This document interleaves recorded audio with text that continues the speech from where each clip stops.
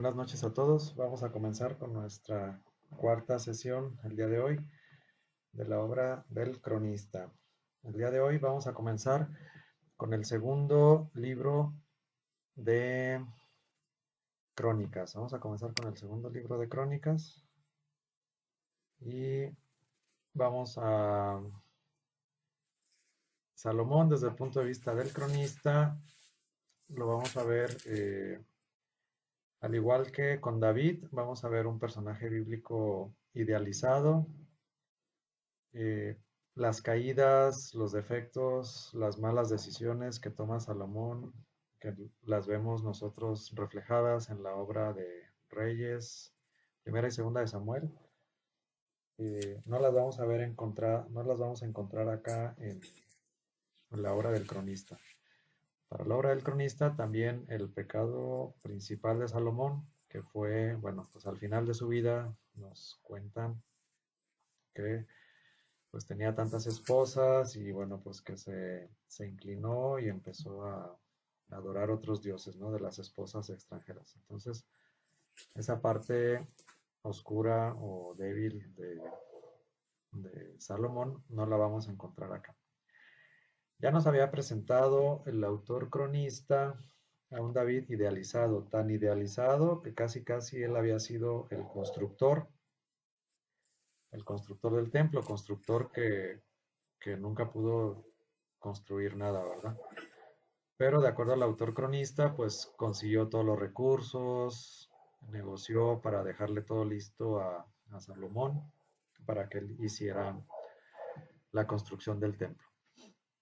Acá entonces para el autor cronista, Salomón, ahora que vemos el ciclo de Salomón, Salomón sí va a ser el constructor y pues va a dar ciertos detalles de cómo va a construir el templo, bueno, muchos detalles de cómo va a construir el templo, no tantos como la obra deuteronomista, pero sí lo suficientes para resaltar su legado, tanto en la construcción, en el inicio del culto, sobre todo el traslado del Arca de la Alianza, que lo tenían ahí a un lado, ¿no? Que era donde lo veía David, y la introducción del Arca de la Alianza al templo, ¿no?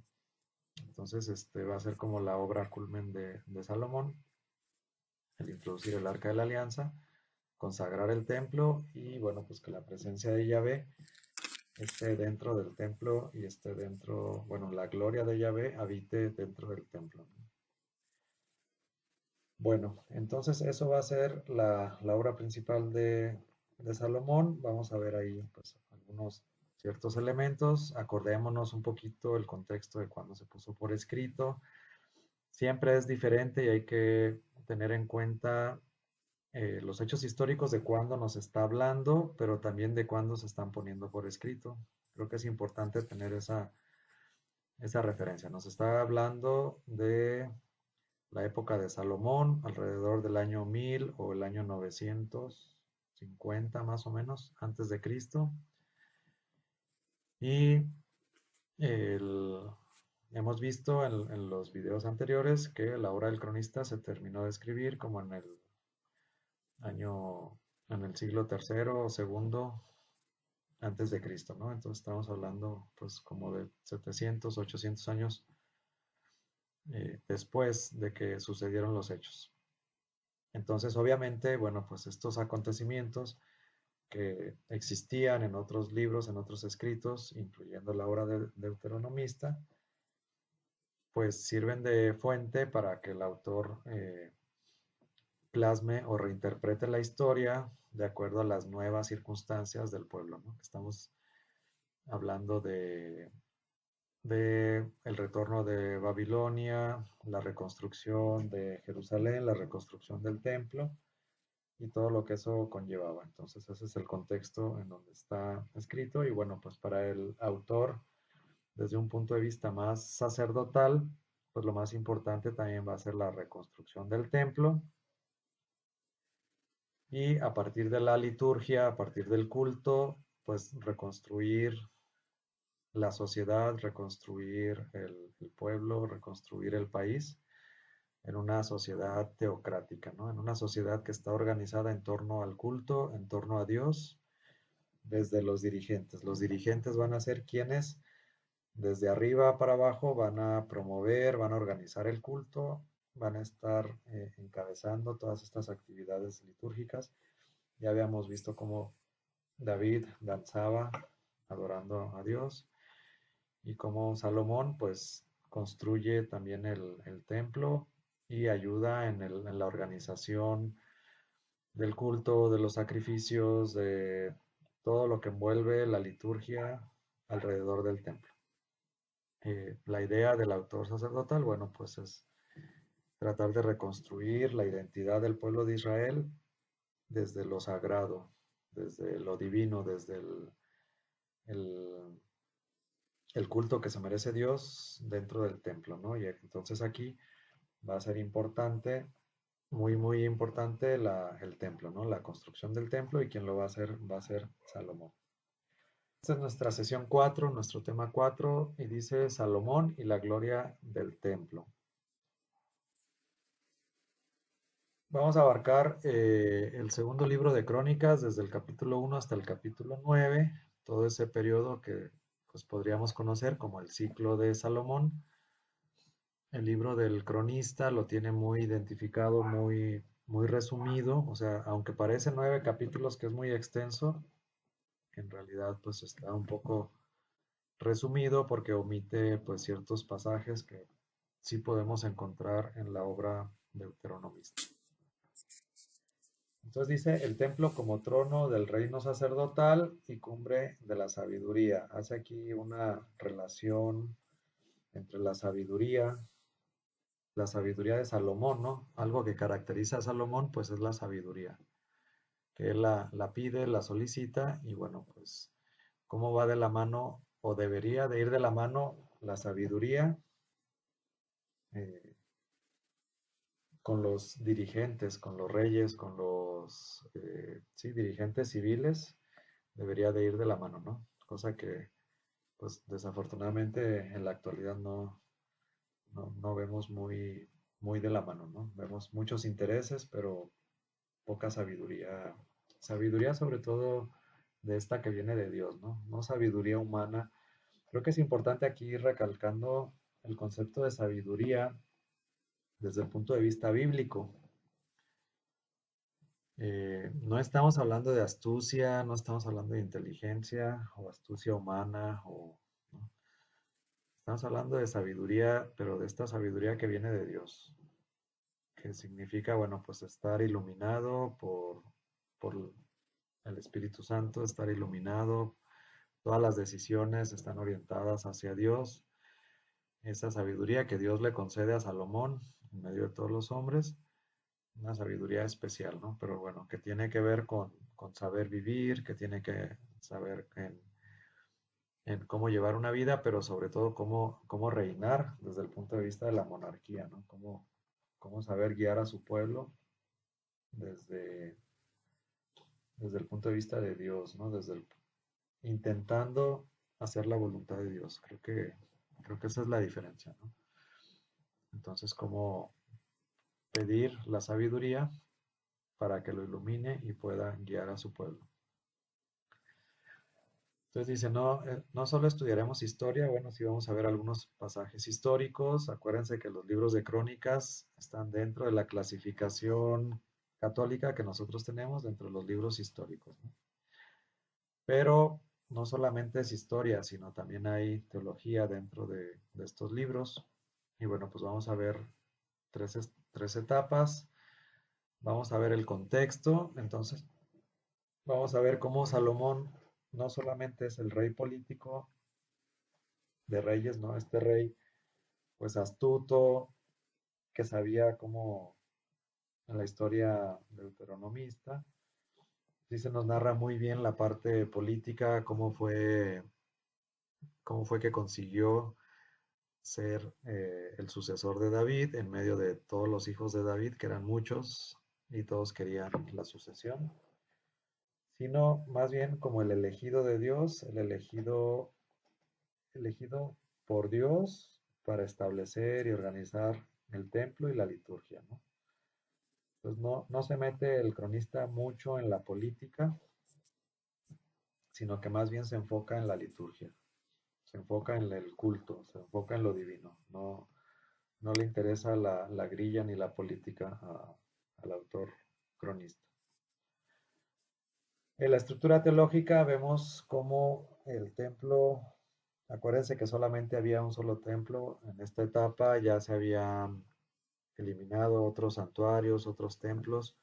Bueno, existían las sinagogas, que esa institución de las sinagogas era como que había surgido durante el destierro, ya que no tenían el templo, solamente se leía la palabra y se meditaba, pero templo como tal, en donde había sacrificios, solamente existía uno y tenían prohibido pues ofrecer sacrificios en otros lugares.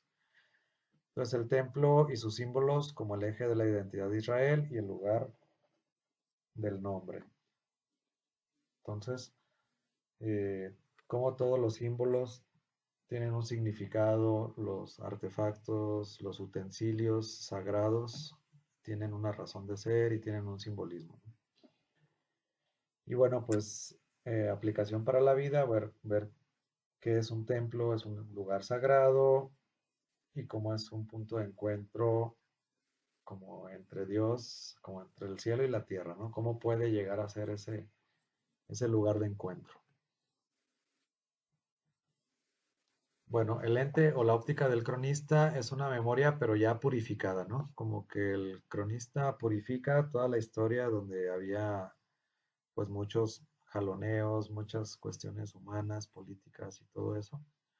Y aquí como que hace un resumen, pero quita eh, toda la parte política que no es interesante o no es destacable para el autor cronista. Entonces ya la tenemos más reducida, más resumida, pero sobre todo purificada, ¿no? Una memoria purificada, donde no entra tanto en detalle de debilidades humanas. El libro de los reyes, por ejemplo, expone fallas políticas y fallas personales, idolatría, intrigas y todo eso. El libro de los reyes no tiene empacho en exponerlo todo. Y en cambio el libro de las crónicas presenta un Salomón idealizado, que omiten las sombras, sobre todo para resaltar la luz, ¿no? Obviamente todas las personas, pues, eh, estamos como en término gris, ¿no? Como que algo intermedio, ¿no? Tenemos claroscuros, yo creo que la mayoría de las personas, inclusive los políticos, los gobernantes, los líderes sociales, religiosos, pues todos tenemos claroscuros, ¿no? El libro de la crónica solamente presenta lo bueno, ¿no? De las personas, lo luminoso, lo resaltable, como que lo otro pasa tan a segundo término que ni siquiera se toma la molestia de ponerlo por escrito, más bien lo omite. ¿Por qué? Porque el libro tiene un propósito. ¿Y cuál es el propósito? Bueno, el propósito es demostrar cómo Salomón es el continuador perfecto de David y el ejecutor del plan divino, ¿no? Entonces había un plan de Dios que era que presentara la, este, bueno, el plan de Dios era que construyera el templo, ¿no? Pero ya estaba en el plan de Dios desde antes. Y bueno, pues Salomón es quien ejecuta ese plan divino, plan de Dios.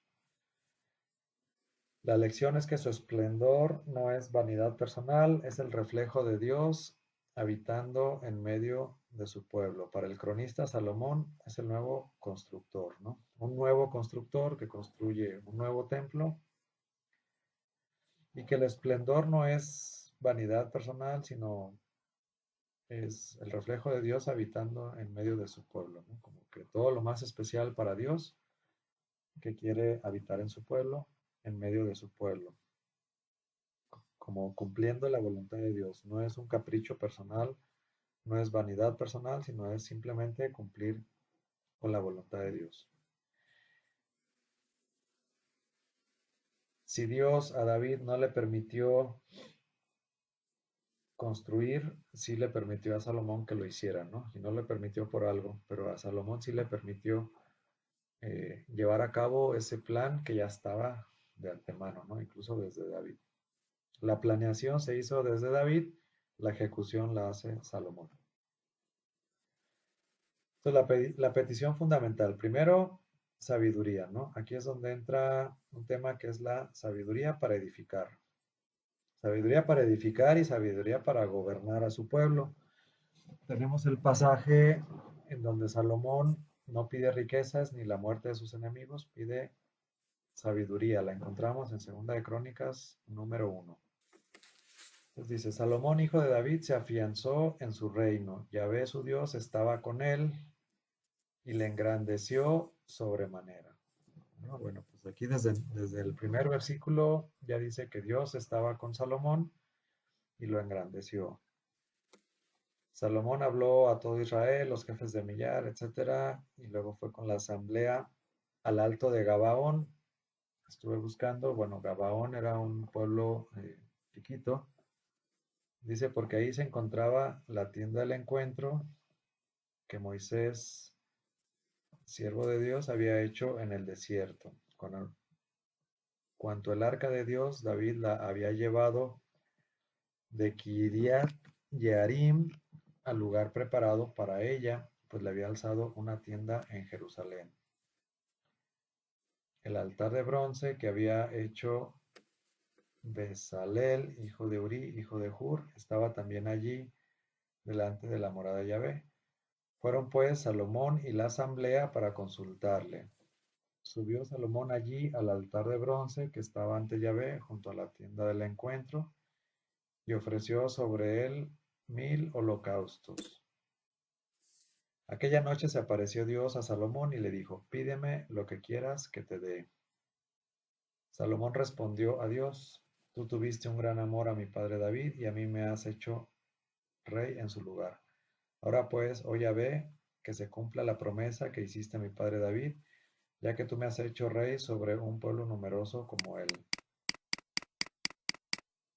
Polvo de la tierra, dame pues ahora sabiduría e inteligencia para que sepa conducirme ante este pueblo tuyo tan grande. Respondió Dios a Salomón, ya que piensas esto en tu corazón y no has pedido riquezas, ni bienes, ni gloria, ni la muerte de tus enemigos, tampoco has pedido larga vida, sino que has pedido para ti sabiduría e inteligencia para saber juzgar a mi pueblo, del cual te he hecho rey. Por eso te son dadas la sabiduría y el entendimiento, y además te daré riqueza, bienes y gloria, como no la tuvieron los reyes que fueron antes de ti, ni las tendrá ninguno de los que venga después de ti. Entonces Salomón regresó a Jerusalén desde el alto de Gabaón, de delante de la tienda del encuentro, y reinó sobre Israel. Bueno, y aquí empieza a contar cómo reúne todos los recursos. Gabaón va a suceder entonces que Salomón va a recibir la sabiduría de parte de Dios. Antes de comenzar su ministerio, una de las cosas importantes o algo que caracteriza a Salomón es su sabiduría, ¿verdad? Entonces él la pide en lugar de pedir riquezas y en lugar de pedir pues otras cosas, larga vida o cualquier otra cosa que podía haber solicitado, él pide la sabiduría. Entonces a Dios, a Salomón se le otorga esa sabiduría que va a ser necesaria no solamente para reinar su pueblo, sino también sabiduría para poder llevar a cabo la construcción del pueblo, del templo, perdón. Entonces, a partir de ahí, bueno, pues nos empieza a narrar la Biblia, todos los recursos, las negociaciones que empieza a hacer, cómo conseguir la madera.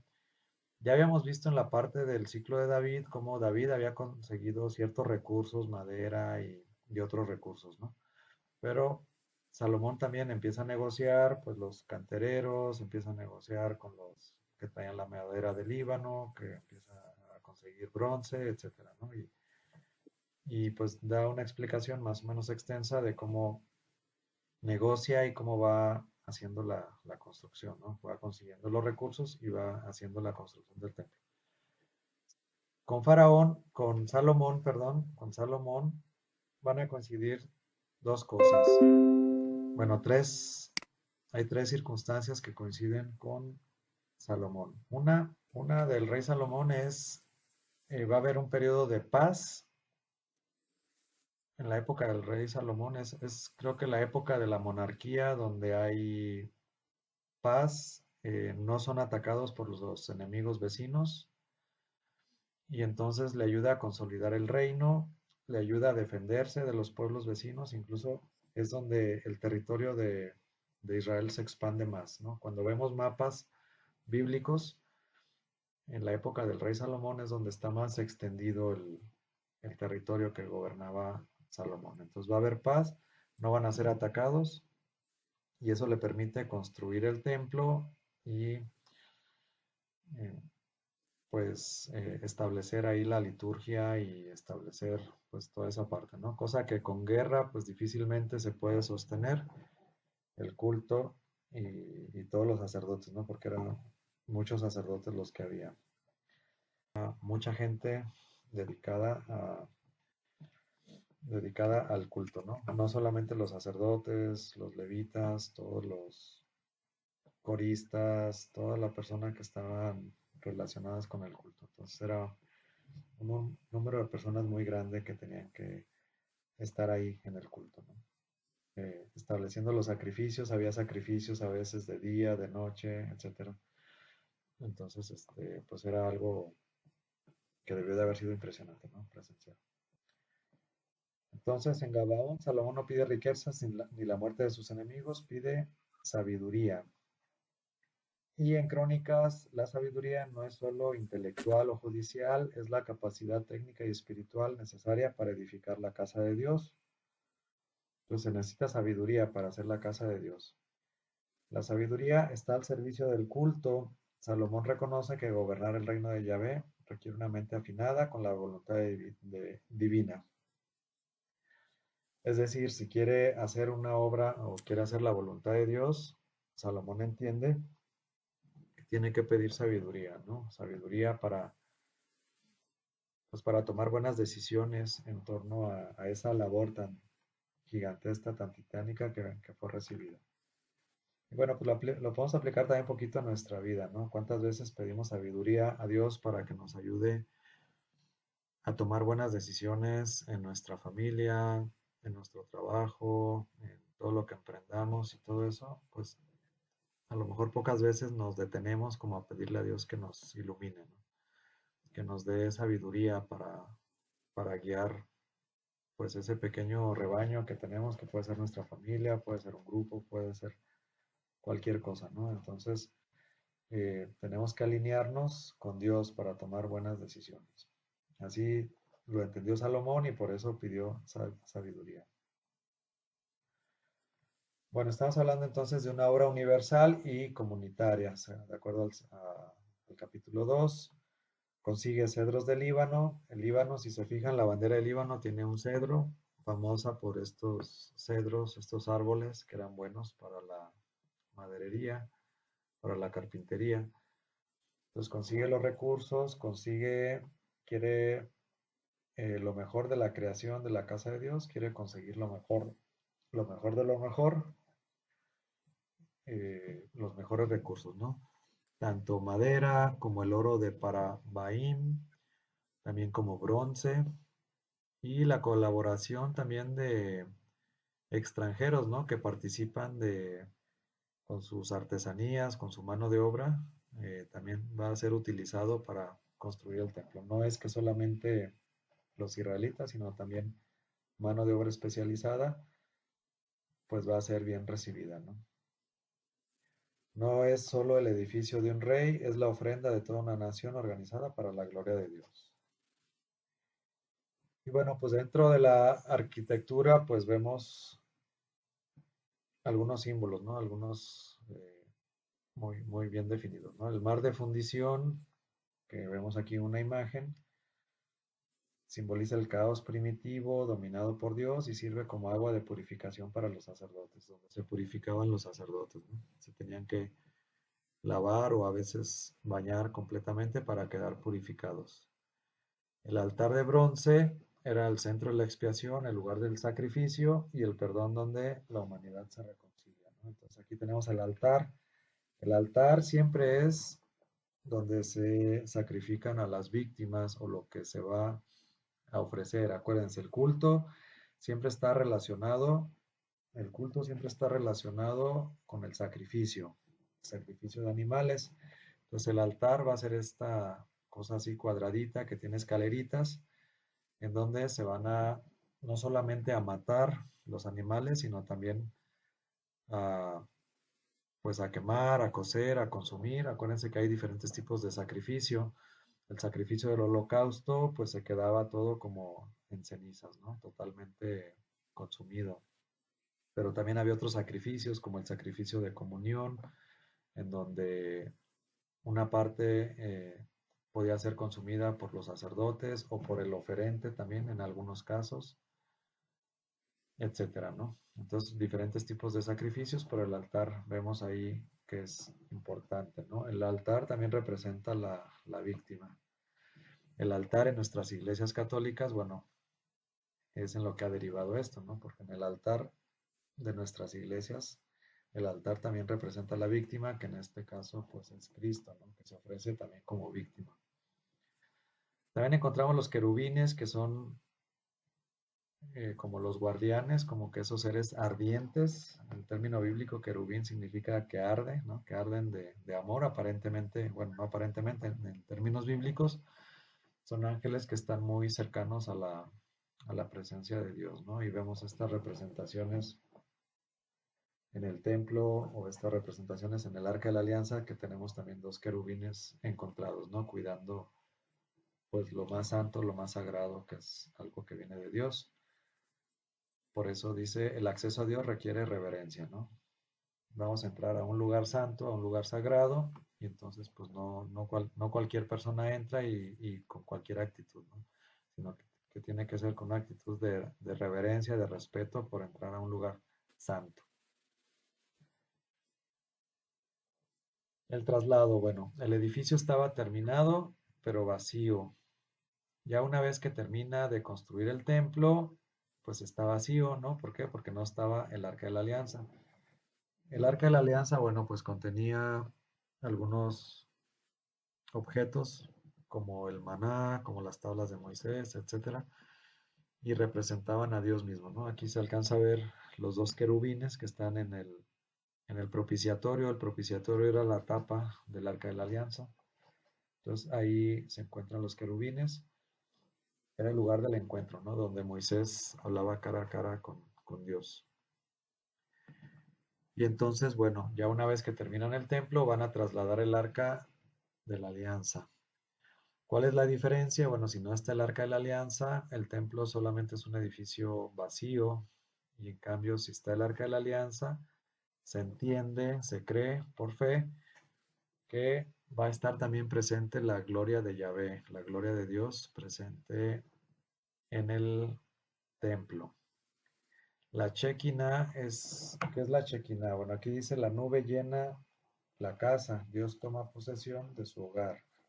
La gloria es tan densa que los sacerdotes deben interrumpir el servicio. Bueno, la Shekinah puede ser como esa, puede ser representada como esa nube, y esa nube representa la gloria de Dios o la presencia de Dios.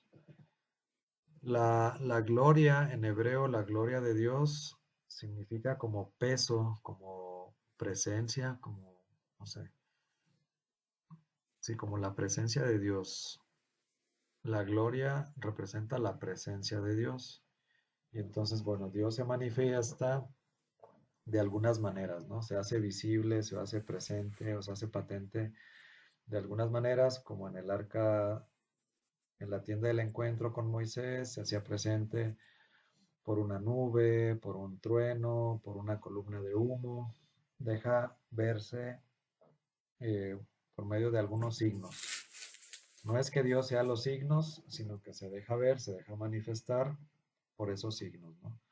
Que por medio de la fe, bueno, hacen ver o hacen creer que Dios está presente en medio de su pueblo, en medio de su templo también. Y ahorita vamos a ver lo que significa el templo teológicamente, ¿no? Entonces, ¿puede Dios habitar en la tierra? Eh, tenemos la cita segunda de Crónicas 6. He aquí los cielos y los cielos de los cielos no te pueden contener, ¿no? Entonces, ¿cuál es la idea? ¿Para qué construir una casa para Dios si Dios no puede ser encerrado en un espacio físico, ¿no? Sería como sería como ilógico que Dios estuviera contenido únicamente en un espacio físico y que no estuviera en todos los lugares, ¿no? Nosotros desde el catecismo sabemos que Dios está en todo lugar, ¿no? No solamente en un lugar, Dios está en todo lugar. Y entonces, bueno, pues es la pregunta, ¿no? O más bien como entender qué representa el templo y por qué el hombre construye este lugar de encuentro. No es esta casa de Dios o este templo o esta construcción o este palacio para Dios, no es para encerrarlo, ¿no? No es para hacer como para meterlo ahí en una jaulita y que no salga, ¿no? Que a veces los hombres somos pues medios mañosos y a veces como que sí lo quisiéramos dejar ahí encerrado, ¿no? Y queremos, bueno, pues así como que hacer nuestra vida al margen de Dios y como dejar a Dios encerrado y bueno, ya cuando yo tengo un problema o una necesidad, pues entonces sí voy y te busco, pero mientras yo no tenga ninguna necesidad, pues entonces, pues no tiene caso eh, que te llame, ¿no? Como que a veces tendemos como a dejar las cosas de Dios solamente en el templo y bueno, pues ese sería un error, ¿no? Yo creo que hay que saber que Dios está en todo lugar, pero sí puede servirnos a nosotros los hombres como un lugar de encuentro. Yo creo que más que jaula o casa, de que nada más tú tienes que estar ahí, hay que verlo como un lugar donde yo me puedo encontrar más fácilmente con Dios. No exclusivamente, yo creo que eso es lo importante, ¿no? No exclusivamente, pero a lo mejor sí me facilita el acercarme a Dios y el encontrarme de una mejor manera, ¿no? En un lugar consagrado y de una mejor manera. Bueno, entonces estamos de acuerdo que los cielos no pueden contener a Dios menos una construcción. La humildad real, Salomón reconoce la trascendencia absoluta de Dios y Dios no está encerrado físicamente en el edificio, pero su nombre, su disponibilidad para escuchar y perdonar, sí habita ahí, ¿no? O sea, como que de una manera especial, como que es un lugar especial de acuerdo a su consagración, donde nosotros nos podemos comunicar de una manera más fácil. Dios está más atento a escucharnos en un lugar así, especial, dedicado para eso, pero no significa que no podemos comunicarnos en otro lugar. Entonces, el templo es un lugar de encuentro y no de confinamiento. Perdón, aquí la Shekinah, entonces es como literalmente, también lo busqué, Shekinah es como el lugar de residencia, ¿no? La Shekinah es un lugar originalmente tenía que ver, por ejemplo, como un nido o algo así. Entonces es donde reside Dios. Y bueno, pues una manera de representarlo era, o más bien donde Dios se manifestaba, pues era con esta nube que cubría o que llenaba el templo. Entonces, ellos tenían la, la certeza por medio de la fe que Yahvé habitaba en su templo o la gloria de Yahvé estaba presente en el templo, ¿no? ¿Por qué? Porque el templo había sido consagrado a Dios, porque aparte tenían estos objetos que venían de Dios, como las tablas de la ley, como el maná, que estos objetos que venían de Dios, pues simbolizaban también su presencia y su acción ahí en medio de su pueblo. Entonces, por eso ellos creían que estaba Dios en medio de su pueblo y en medio de su templo ahora, porque ahora ya el arca de la alianza ya es colocada en el lugar santísimo dentro del templo y entonces pues eso llena todo el templo. Bueno, tenemos después fuego y fiesta, ¿no? Dios responde con fuego. Si leemos ahí, segunda de Crónicas 7, vemos cómo Dios hace bajar el fuego y se consume los sacrificios, ¿no? Que están en el altar. Eso significa como una aceptación de Dios a todo lo que han hecho, a todo lo que han elaborado, la respuesta de Dios que se hace patente y el pueblo celebra la fiesta de los tabernáculos y la alegría es desbordante, es la respuesta litúrgica correcta ante la presencia divina, ante la presencia de Dios. ¿Cuál es el principio espiritual entonces? Dice, cuando el culto es fiel, la sociedad entera encuentra equilibrio y bendición, ¿no? Entonces, es como una fiesta celebrada correctamente, con todos los elementos y de corazón. Y entonces, cuando se celebran correctamente todos estos elementos, toda esta liturgia, entonces toda la sociedad encuentra equilibrio y bendición. Aquí, si lo aplicamos a nosotros, cuando nosotros como católicos vamos a misa de todo corazón para encontrarnos con el Señor, cuando vamos de preferencia confesados, cuando comulgamos, entonces pues nosotros individualmente también encontramos equilibrio y bendición, ¿no? Como persona. Ahora, como pueblo también lo podemos poner a nivel personal y a nivel comunitario, ¿no? A nivel de todo el pueblo, de toda la iglesia. Cuando se celebran de corazón los sacramentos, especialmente la misa, creo que es de mucha bendición para los fieles, de mucha bendición para la sociedad, para las familias, ¿no? Entonces, bueno, aquí vemos como un antecedente este culto en el Antiguo Testamento, como Dios se manifestaba de esa manera. Y nosotros, bueno, ya con la venida de Jesús, pues algunas cosas van evolucionando, ¿no? El altar es Cristo porque representa a Cristo, que también es ofrecido en el altar, y cómo lo celebramos ya de una manera diferente, ¿no? Pero tenemos sus antecedentes en el Antiguo Testamento. La utopía del reino sacerdotal, entonces en el momento cumbre, el reinado de Salomón en Crónicas representa el ideal inigualable, paz, prosperidad y culto perfecto, ¿no? Es la época ideal para el cronista.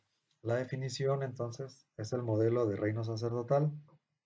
La vida social, económica, política gira en torno a la relación correcta con Dios. ¿Cuál es la relación correcta con Dios? Bueno, pues por medio del culto.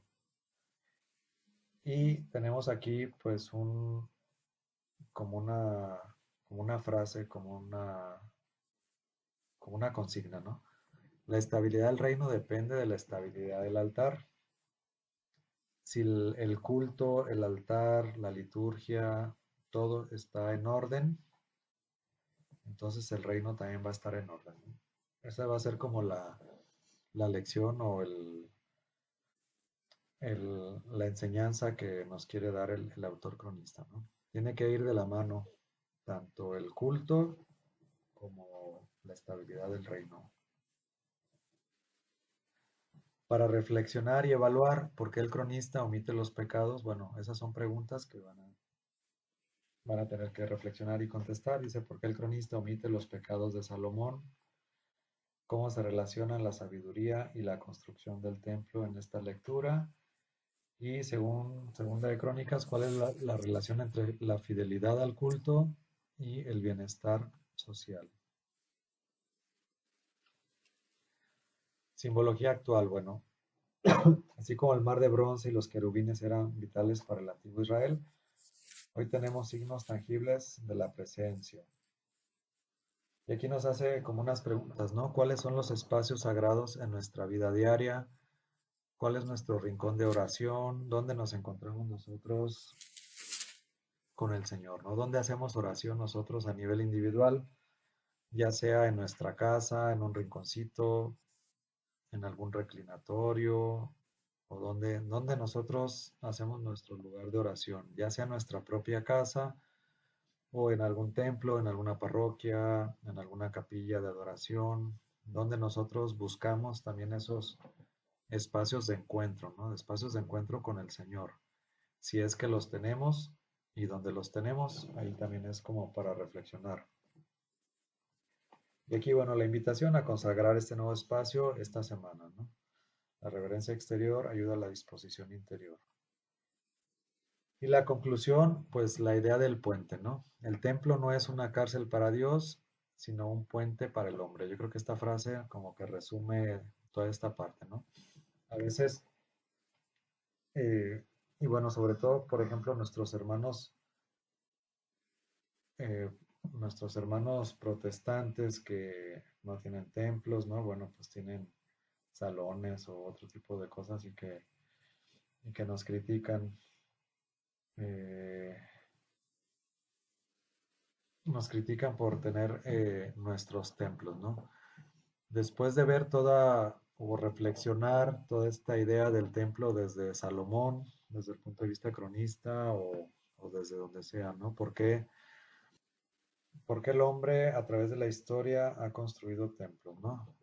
¿Por qué los primeros, nuestros primeros padres, los patriarcas, Abraham, Isaac, no solamente ofrecen estos sacrificios, sino también buscan tener estos lugares de encuentro, estos espacios totalmente consagrados a Dios, dedicados a Dios, para ciertas funciones, sí, para el sacrificio, pero también para la oración, para tener este lugar de encuentro, ¿no? ¿Cuál ha sido la evolución del templo en el pueblo de Israel? ¿Cuál es la evolución de los templos en la Iglesia Católica? ¿Y qué es un templo para nosotros, no? Eh, si consideramos que Dios está ahí de manera especial o si no consideramos que está ahí de manera especial. Sabemos que está Dios en todas partes, pero entonces, ¿por qué nosotros tenemos esa necesidad de tener ese lugar especial de encuentro, ¿no? Eh, si nos vamos al Evangelio, por ejemplo, donde dice Cristo, bueno, enciérrate en tu cuarto y haz oración, bueno, pues ahí podemos tener un lugar de encuentro.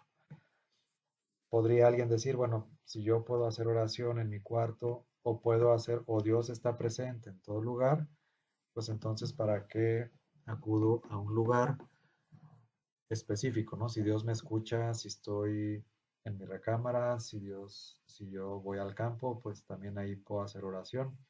Entonces, la reflexión sería entonces, ¿para qué necesitamos un templo, ¿no? Y bueno, pues yo creo que la reflexión es válida, pero yo creo que el hombre siempre busca lugares de encuentro, ¿no? Y no es lo mismo estar en el campo, no es lo mismo estar en el baño, no es lo mismo estar en nuestra recámara que estar en un lugar consagrado a Dios, o si creen que es lo mismo. Es diferente, ¿no? Claro, Dios nos escucha, pero cuando un lugar está consagrado a Dios, para empezar ya cambia, ¿no? O sea, no es lo mismo cualquier lugar que un lugar consagrado a Dios. Ya la consagración De de... hecho, ¿Sí, Ulises? de Es la consagración del lugar. Eso ya cambia, ¿no? O sea, no es lo mismo un lugar que no está consagrado, un lugar que sí está consagrado. Eh, no es que nadie quiera encerrar a Dios en una construcción y decir que de ahí no salga, ¿no? O sea, creo que todos sabemos que Dios está en todo lugar, pero a nosotros nos sirve porque cuando un lugar está consagrado, pues están todos los elementos puestos para que para uno sea más fácil comunicarse con Dios, ¿no? Para que uno tenga el silencio, los elementos arquitectónicos, la música, la liturgia, etcétera, todo lo que nos rodea, lo que nos eleva y nos puede ayudar a nosotros a comunicarnos más fácilmente con Dios, ¿no? No que Dios no nos va a oír en todos los lugares, pero es un lugar especial porque es consagrado. Si han escuchado un poquito de las consagraciones de los templos, a veces en los altares ponen reliquias o ¿sí? A veces huesos de santos, que eso le da todavía una mayor importancia, santidad, veneración, etcétera, a cada uno de los templos. Ahora, pasamos al segundo punto y ahorita eh, podemos traer a la luz la Eucaristía, ¿no? Que es una riqueza que nosotros los católicos tenemos una riqueza enorme, grandísima, grandísima, en donde nosotros creemos y estamos seguros, ¿no? Como católicos, que Jesús está presente de manera real, en cuerpo, alma y divinidad en la Eucaristía. Jesús, siendo la segunda persona de la Santísima Trinidad, el Hijo de Dios, presente. Entonces, en el pueblito más pequeño, más alejado, en el templecito, en la capilla más pequeña, más alejada, ahí está Dios que se hace presente, ¿no? En la Eucaristía. Y esa Eucaristía vale más que el arca de la alianza, ¿no? Porque es Dios mismo que está ahí, no es solamente un objeto eh, creado o traído o enviado por Dios, un objeto santificado por Dios, sino que es Dios mismo, ¿no? Que está presente. Entonces, la presencia de Dios que nosotros encontramos en la Eucaristía, pues llena cualquier templo, cualquier lugar. Su santidad nos debe de infundir, pues, esta Shekinah o esta nube o esta gloria o presencia de Dios, pues llena todo el templo, ¿no? Llena todo el lugar. Entonces, cualquier templo donde haya una Eucaristía, con mayor razón. Aunque, bueno, hay veces que por cuestiones de persecución, guerras y todo eso, hay templos en donde no se puede ofrecer misa, ofrecer el sacrificio.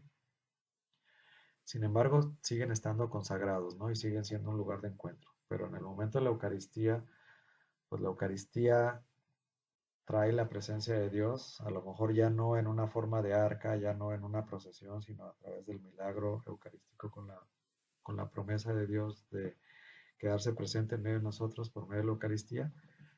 Y su presencia hace que se llene todo el templo, ¿no? Con su gloria, con su majestad. Gloria en hebreo significa peso, o sea, la presencia de Dios está ahí. Y una sola hostia consagrada es suficiente para llenar todo, hasta una fracción de esa hostia consagrada es suficiente para llenar cualquier templo, ¿no? O sea, con su gloria se llena de su presencia, con su santidad. Entonces los católicos debemos sentirnos, por un lado, orgullosos de tener esta riqueza y por otro lado, pues también con una responsabilidad muy grande, ¿no? De entrar a un lugar tan santo, o sea, muchísimo más santo, porque por la gloria, por la presencia de Dios, que lo que vivía el rey Salomón o lo que se vivía en esos tiempos, ¿no? Ahora, no solamente el que esté ahí, nosotros que tenemos la oportunidad de comerlo, de consumirlo, pues todavía mayor, ¿no? No solamente es entrar a un templo donde está presente, donde se renueva el sacrificio de una manera incruenta de Jesús en el altar, y luego después de las palabras consacratorias, Jesús se hace presente en medio de bueno, por medio de la Eucaristía, sino tener la oportunidad de nosotros consumirlo, comerlo, pues entonces se hace otro milagro, ¿no? Si ya el milagro eucarístico es muy grande, ¿no? Como las dos especies a través de la transustanciación se convierten en el cuerpo y sangre de Jesucristo. El nosotros poderlo comer como un sacrificio de comunión. Ahorita les decía cómo había sacrificios en donde los animales los podían comer, tanto el sacerdote como el oferente. Acá igual nosotros, el sacerdote y el oferente, podemos comulgar, podemos recibir a Cristo en la Eucaristía. Entonces ahora ese lugar de encuentro que podía ser nuestra recámara, ese lugar de encuentro que podía ser el campo, ese lugar de encuentro que podía ser una capillita o un templo o una catedral. Ahora ese templo es nuestro cuerpo, ¿no? Es ahora la casa de Dios por medio de la Eucaristía. Cuando nosotros comulgamos, pues entonces Dios entra en nuestro templo, ¿no? Porque también dice la palabra de Dios que nuestro cuerpo es el templo del Espíritu Santo, ¿no? Entonces se produce este segundo milagro en donde nosotros ahora, nuestro cuerpo se convierte en el templo y nosotros recibimos a Dios en toda su gloria, en toda su majestad, con toda su alma y divinidad, y lo podemos recibir eh, como de una manera análoga, así como Salomón tenía el arca de la alianza y esta Shekinah, que podríamos decir nosotros que es el Espíritu Santo, ¿no? Que podemos decir a Dios Padre, Dios Hijo, Dios Espíritu Santo, que podemos recibir a través de esta comunión, ¿no? Entonces, pues todos estos elementos que podemos dejarlos simplemente en cosas históricas, pero si encontramos el simbolismo y si encontramos valoramos realmente la belleza que tenemos en nuestra Iglesia Católica, valoramos realmente en lo que ha evolucionado estos antiguos sacrificios, como el nuevo sacrificio y cómo Dios ahora nos da el regalo de poder entrar en nuestro cuerpo, ¿no? Cuando, cuando a Jesús le están presumiendo el templo en la época de Jesús, ¿no? De Herodes, pues él dice, destruyan este templo y yo lo reconstruiré en 3 días, ¿no? Como, y ellos piensan, no, bueno, pues llevan más de 40 años y todavía no lo terminan, ¿cómo tú lo vas a reconstruir en 3 días? Pero él se refería a su cuerpo, ¿no? Entonces sí hay una analogía entre el templo y el cuerpo, ¿no? Y entonces, pues como San Pablo también nos dice, bueno, pues es que somos templos del Espíritu Santo y bueno, pues nosotros como casita, depende de nosotros qué queremos que habite en esta casa, ¿no? Si queremos tener la casa limpia o queremos tener la casa sucia. Si dejamos que nuestra casa, si la llenamos con cosas malas, pues vamos a tener la casa sucia, pero sin embargo, si queremos tenerla llena de la presencia de Dios, pues la mejor manera es estar confesados constantemente y comulgar constantemente, ¿no? Yo creo que es la mejor manera como podemos tener la casa limpia y no solamente tener la casa limpia, sino tener la casa limpia para que Dios pueda entrar en nuestra vida, para nosotros hacerle un espacio y podamos recibirlo por medio de la Eucaristía y que Él pueda habitar no solamente el Espíritu Santo, sino también Cristo, ¿no? Jesús, que está presente en la Eucaristía, en cuerpo, alma y divinidad, y también hacer comunión, ¿no? Y establecer esta comunión que nos puede fortalecer. Entonces, vean cómo, reflexionando un poquito, pues cómo va evolucionando el templo, desde un templo de piedra hasta un templo de carne, pero aún así, aunque la finalidad es que nosotros seamos el templo de carne, eso no significa que nosotros necesitamos este lugar de encuentro, ¿no? Tanto para hacer oración, encontrarnos de una manera más fácil con Dios, como que se celebre este sacrificio perpetuo, sin mancha, desde donde sale el sol hasta el ocaso, que se repite eternamente, este sacrificio que se actualiza eternamente en cada misa y en donde se produce el milagro eucarístico, donde nosotros podemos comer a Jesús Eucaristía, ¿no? Podemos recibirlo en nuestra casita, ¿no? En nuestro cuerpo, que es una pequeña casita, que es un pequeño templo, y en donde lo podemos recibir, y esa gloria, esa Shekinah que habita en los templos, que habitaba en el primer templo de Salomón y que habita en cualquier templo católico donde se realiza que está siendo consagrado y donde se realiza la Eucaristía, pues también esa misma Eucaristía puede entrar a nosotros, que es nuestro templo, ¿no? Sin embargo, para eso nosotros seguimos necesitando pues estos templos para que se realice la Eucaristía y para que tengamos estos lugares de encuentro que para nosotros como católico también son lugares especiales, ¿no? Yo creo que si bien es cierto podemos hacer oración en nuestro cuarto, si bien es cierto podemos hacer oración en el campo, en cualquier lugar, pero Dios no como que permite todos estos lugares y nos sigue dejando el templo, ¿no? Como un lugar de encuentro donde nosotros de una manera diferente podemos hacer oración.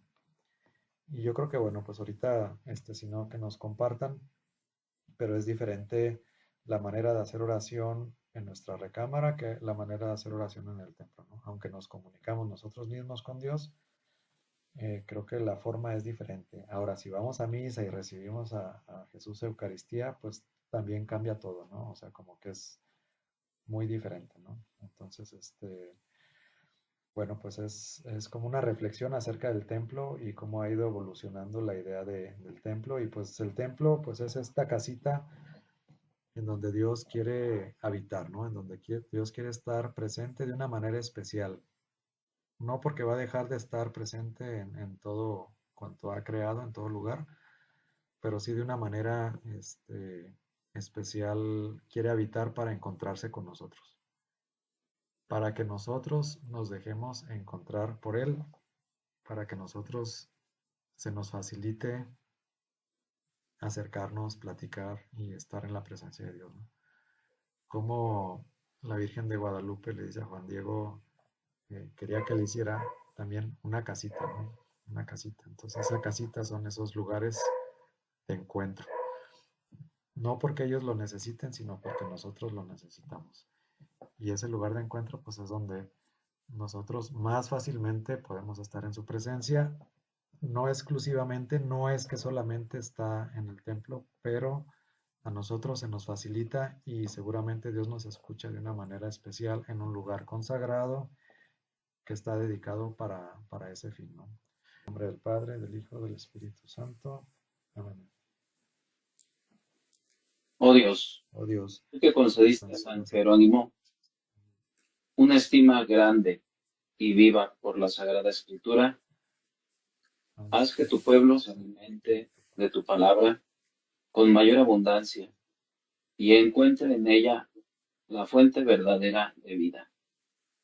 Por su intercesión, te pedimos, Señor, que en nosotros crezca y se fortalezca también un amor intenso por la Sagrada Escritura, por estudiarla, meditarla, testimoniarla y anunciarla. Te rogamos, asistas con tu Espíritu a todos los que en el mundo entero se dedican al conocimiento, amor y difusión de tu palabra, para que por medio de ellos todos los hombres lleguen a encontrarse con tu Hijo Jesucristo, palabra hecha carne por nuestra salvación. Amén. Amén. Dulce Madre, no te alejes, tuviste a mí no apartes, ven conmigo a todas partes, a que nos proteges tanto como de la Madre, haz que nos bendiga el Padre, el Hijo y el Espíritu Santo. Muchas gracias, buenas noches.